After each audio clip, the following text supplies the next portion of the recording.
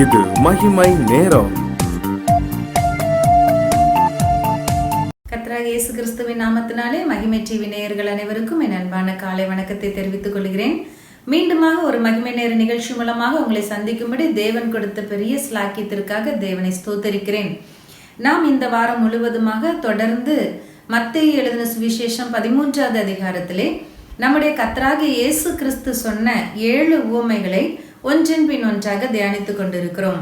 இந்த நாளிலும் பரலோக ராஜ்யம் எதற்கு ஒப்பாயிருக்கிறது என்று சொல்லி இயேசு கிறிஸ்து சொன்ன ஒரு உவமையை குறித்து நாம் கற்றுக்கொள்ளலாம்.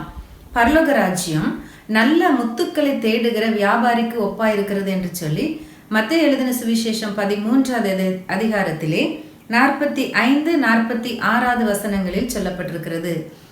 பரலோக ராஜ்யம் நல்ல முத்துக்களை தேடுகிற வியாபாரிக்கு ஒப்பாயிருக்கிறது. அவன் விலையேறப்பெற்ற ஒரு முத்தை கண்டுபிடித்து தனக்குண்டான எல்லாவற்றையும் விற்று அதை கொள்ளுகிறான் என்று சொல்லி எழுதப்பட்டிருக்கிறது. ஏற்கனவே இவன் ஒரு முத்து வியாபாரி.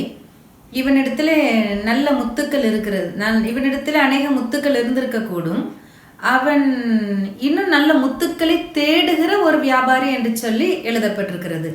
நாம் எல்லாரும் அறிந்திருக்கிறோம். முத்து வியாபாரம் அல்லது இப்போ நாம் எல்லாம் அறிந்திருக்கிறபடி தங்க வியாபாரம், வைர வியாபாரம் என்று சொல்லி நகை வியாபாரங்களை எடுத்து அவங்கெல்லாம் சோஷியல் ஸ்டேட்டஸ் நல்ல ஒரு உயர்ந்த ஸ்தானத்தில் இருக்கிறவங்களா தெரிவாங்க. உள்ளுக்குள்ள மறைஞ்சி கடன் இருக்குமோ கஷ்டம் இருக்குமோ தெரியாது. ஆனால் வெளிப்பார்வைக்கு நல்ல ஒரு உயர்ந்த நிலைமை, ஒரு ஒரு நல்ல ஒரு தொழில், நல்ல ஒரு நிலைமையில் இருக்கிறவர்களாக நாம் அவர்களை பார்க்க முடியும். இவனும் அப்படித்தான் ஒரு முத்து வியாபாரி. இவன் நல்ல முத்துக்களை தேடுகிற வியாபாரியாக பரலோக ராஜ்யம் இவனுக்கு ஒப்பிடப்படுகிறது. இதை நம்ம எப்படி எடுத்துக்கலாம்னு சொன்னா, ஏற்கனவே இவன் ஒரு வியாபாரி. இவனுடைய பிசினஸ் முத்து. முத்து என்பது விலையேற பெற்றது. நாம் ஏற்கனவே கர்த்தருடைய வார்த்தைகளை தியானித்திருக்கிறோம். ஞானம் எப்படிப்பட்டது என்று சொல்லி நாம் பார்க்கும் பொழுது, ஞானம் முத்துக்களை பார்க்கிலும் ஞானமே சிறந்தது என்று சொல்லி வசனம் நமக்கு எழுதியிருக்கிறது. முத்துக்களை பார்க்கிலும் ஞானம் சிறந்தது. குணசாலியான ஸ்திரியை பற்றி பார்க்கும் பொழுது நாம் தியானித்தோம். அவளுடைய விலை முத்துக்களை பார்க்கிலும் விலையேற பெற்றது. அப்படியானால் ஞானமுள்ள மக்கள் முத்துக்களை பார்க்கிலும் சிறந்தவர்கள் என்பதாக நாம் இந்த இடத்துல காண முடிகிறது. முத்துக்களை பார்க்கிலும் சிறந்து அவன் நல்ல முத்துக்களை தேடுகிறான். இப்படி நாம் அந்த ஞானத்தோடு அதை ஒப்பிட்டு பார்க்கும் பொழுது வேதாகமத்திலிருந்து நமக்கு பரிசுத்த பவுல் மூலமாக எழுதப்பட்டிருக்கிறது, ஞான வரங்களை விரும்புங்கள் என்று சொல்லி. பரிசுத்த ஆவியானவருடைய அந்த நிரப்புதலை குறித்து ஒரு வசனம் இப்படியாக எழுதப்பட்டிருக்கிறது, விலையேறப்பெற்ற பொக்கிஷமாகிய பரிசுத்த ஆவியை உங்கள் மண்பாண்டமாகிய இருதயங்களிலே, மண்பாண்டமாகிய இந்த சரீரத்திலே பெற்றிருக்கிறீர்கள் என்று சொல்லி. அப்படியானால் பரிசுத்த ஆவியானவராகிய அந்த விலையேறப்பெற்ற பொக்கிஷம், அது விலையேறப்பெற்ற முத்து, ஞான வரங்களை கொடுக்கிறவராய் அவர் நமக்கு முன்பதாக அறியப்படுகிறார். அதனாலதான் பரிசுத்த பவுல் 2 அதிகாரங்களை, 1 கொரிந்தியர் 12வது அதிகாரம், 14வது அதிகாரம் ஆகிய 2 அதிகாரங்களை பரிசுத்த ஆவியானவரோடு உள்ள அனுபவங்கள், பரிசுத்த ஆவியானவர் கொடுக்கிற வரங்கள், தீர்க்க தரிசன வரங்கள், அந்நிய பாஷையின் வரங்கள், இன்னும் கொடுக்கப்பட்டிருக்கு பற்பல விதமான 9 விதமான வரங்கள், இவைகளை பற்றி எழுதப்பட்டிருக்கிறது. இப்போ இவைகளை பற்றி அந்த 1 கொரிந்தியர்ல 2 அதிகாரங்களாக எழுதப்பட்டிருக்கிறதை நாம் பார்க்க முடியும்.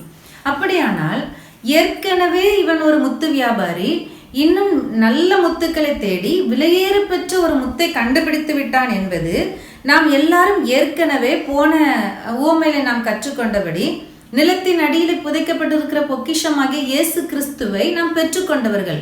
நாம் எல்லாரும் ஏற்கனவே கிறிஸ்தவர்கள். இன்னும் விலையேறப்பெற்றதை நாம் தேடுகிற கிறிஸ்தவர்கள்.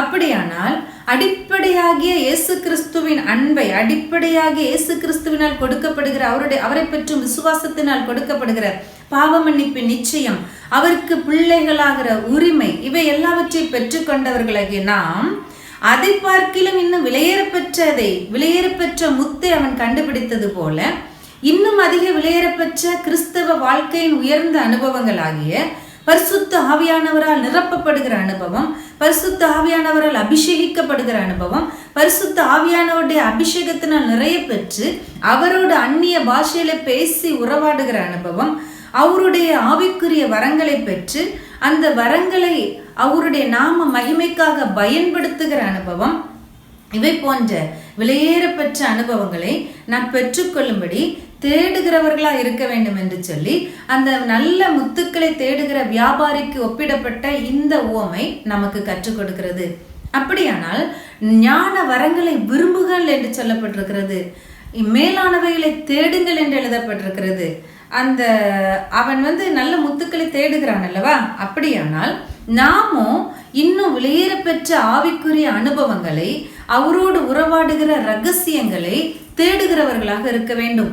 இந்த ஞானத்தை குறித்து சொல்லும் பொழுது அதிகாலையில் என்னை தேடுகிறவர்கள் என்னை கண்டடைவார்கள் என்று சொல்லிதான் எழுதப்பட்டிருக்கிறது. அப்படியானா நம்ம இன்னும் அதிகாலையில எழுந்து ஆண்டவருடைய வார்த்தைகளை தேடுகிறவர்களாக, அவருடைய உறவை நாம் விரும்புகிறவர்களாக, அவரோடு உறவாடுகிறவர்களாக, இந்த வெளியேற பெற்ற முத்தாகிய பரிசுத்த ஆவியானவரை நம்முடைய இருதயத்திலே பெற்றுக்கொண்டவர்களாக நாம் காணப்பட வேண்டும் என்று சொல்லி இந்த ஊமை மூலமாக நாம் கற்றுக்கொள்கிறோம்.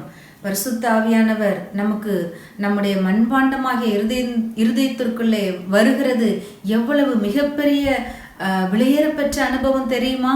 அதனாலதான் அவன் ஒரு விலையேற பெற்ற முத்தை கண்டுபிடித்ததை எழுதப்பட்டு, தனக்குண்டான எல்லாவற்றையும் விற்று அந்த முத்தை, வெளியேற பெற்ற அந்த முத்தை அவன் கொள்ளுகிறான் என்று சொல்லி எழுதப்படும் பொழுது, நாம் நமக்கு இருக்கிற வெளியேற பெற்றவைகளாகிய நேரங்கள், நமக்கு ஆண்டவர் கொடுத்திருக்கிற ஆசீர்வாதங்கள், ஒருவேளை நாம் ஏற்கனவே இயேசுவின் இரத்தத்தினால் கழுவப்பட்டு இயேசு கிறிஸ்துவின் பிள்ளைகளா இருக்கிறபடினாலே நமக்கு கொடுக்கப்பட்டிருக்கிற உலக பிரகாரமான ஆசீர்வாதங்கள், சொத்து, சம்பத்து, பதவிகள், நமக்கு கொடுக்கப்பட்டிருக்கிற வேலை, உத்தியோகம், வருமானங்கள், உலக பிரகாரமான எல்லாவித நன்மைகளையும் நாம் விற்று அந்த இடத்துல அவன் இதெல்லாம் பெருசா பார்க்காதபடி இதெல்லாம் விற்று இன்னொரு அதை விட சிறந்ததொன்றை பெற்றுக்கொள்ளுகிறான் என்று சொல்லிதான் இது நமக்கு அர்த்தப்படுகிறது. அப்படியானால் இதையெல்லாவற்றையும் விட, இதெல்லாவற்றையும் கூட கொடுத்து ஆண்டவருடைய சமூகத்துல இன்னும் அதிகமாய் நாம் அவருடைய உன்னத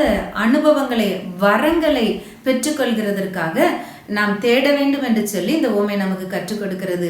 அப்படியானால் நாம் நம்ம சுற்றிலும் இருக்கிற இயேசு கிறிஸ்துவால் அருளப்படுகிற, நமக்கு கொடுக்கப்பட்டிருக்கிற அந்த ஆசீர்வாதங்களை நாம் பார்த்து கொண்டிராதபடி இதற்கும் மேலாக தேவன் வைத்திருக்கிற உன்னதமான ஆவிக்குரிய வரங்களையும், அவரோடு உறவாடுகிற ஆவிக்குரிய உறவையும் நாம் பெற்றுக்கொள்ளும்படி நாம் தேடுகிறவர்களாக இருக்க வேண்டும். அதிகாலையில நாம் ஆண்டவருடைய கிருபையை தேடுகிறவர்களாக, இதை நாம் வாஞ்சிக்கிறவர்களாக நாம் காணப்பட வேண்டும் என்று சொல்லி இதில் நாம் கற்றுக்கொள்கிறோம். ஆகவே எனக்கு அருமையானவர்களே, எனக்கு மிகவும் பிரியமான பிள்ளைகளே, ஏற்கனவே நாம் இயேசு கிறிஸ்துவை பெற்றுக்கொண்டவர்கள், ஏற்கனவே நாம் புதையலை பெற்றுக்கொண்டவர்கள், இன்னும் நாம் வெளியேற பெற்ற முத்துவாகிய பரிசுத்த ஆவியானவருடைய அபிஷேகத்தை தாகத்தோடு தேடும் பொழுது, வாஞ்சியோடு தேடும் பொழுது, மானானது நீரோடைகளை வாஞ்சித்து கதறுகிறது போல தேவனே என் ஆத்துமாமை வாஞ்சிக்கிறது என்று சொல்லப்பட்டபடி நாம் மிகவும் வாஞ்சியோடு தாகத்தோடு அதை தேடுவோம். ஆனால் அந்த வெளியேற பெற்ற ஆவியானவர் நமக்குள்ளே வந்து வாசம் பண்ணுகிறார். அவர் நமக்குள்ளே வந்து வாசம் பண்ணும் பொழுது அவருடைய சுபாவங்களான அவருடைய கனிகள், அவருடைய வரங்கள், அத்தனை கிருபை வரங்களும் நமக்குள்ளாக வந்து விடுகிறது. அவைகள் நம் மூலமாக செயல்பட ஆரம்பிக்கிறது. இதை கொண்டு நாம் இன்னும் அதற்கு மேலான ஒரு விசேஷித்த அனுபவங்களுக்குள்ளே போகும்படி இன்னும் அடுத்த உவமையிலே நாம் கற்றுக்கொள்ள இருக்கிறோம். ஆகவே இந்த ஆசீர்வாதத்தை தேவன் விலையேற பெற்ற முத்தாகிய பரிசுத்த ஆவியானுடைய அபிஷேகத்தை பெற்றுக்கொண்டதற்காக நாம் எல்லாரும் கர்த்தரை ஸ்தோத்தரித்து ஜெபிக்கலாமா? நாம் ஜெபிக்கலாம். அன்பின் பரலோக தகப்பனே, இந்த அருமையான வேலைக்காக நன்றியோடு துதிக்கிறோம், ஸ்தோத்தரிக்கிறோம் அப்பா. இந்த நேரத்திலும் ஆண்டவரே, விலையேற பெற்ற முத்தாகிய பரிசுத்த ஆவியானவருடைய அபிஷேகத்தை நாங்கள் பெற்றுக்கொள்வதை குறித்து நீர் எங்களோடு கூட பேசின அன்புக்காக நன்றியோடு துதிக்கிறோம், ஸ்தோத்தரிக்கிறோம் அப்பா. ஏற்கனவே ரத்தத்தினால கழுவப்பட்ட அனுபவத்தை நீங்க தந்து எங்களை விசேஷித்தவர்களாய் வைத்திருக்கிறீங்க. இன்னும் ஞான வரங்களை விரும்பும்படி, இன்னும் மேலானவைகளை தேடும்படி ஆண்டவரே, எங்களை தேடுகிற அனுபவத்துக்குள்ளாங்க நீங்க நடத்துகிறதற்காக ஸ்தோத்திரம் அப்பா. நன்றி ஆண்டவரே, நன்றி அப்பா. இன்னும் எங்களுடைய இருதயம் தாகத்தோடு தேடட்டும். வாஞ்சையுள்ள எல்லா ஆத்துமாவை நிரப்புகிற தேவன் அப்பா.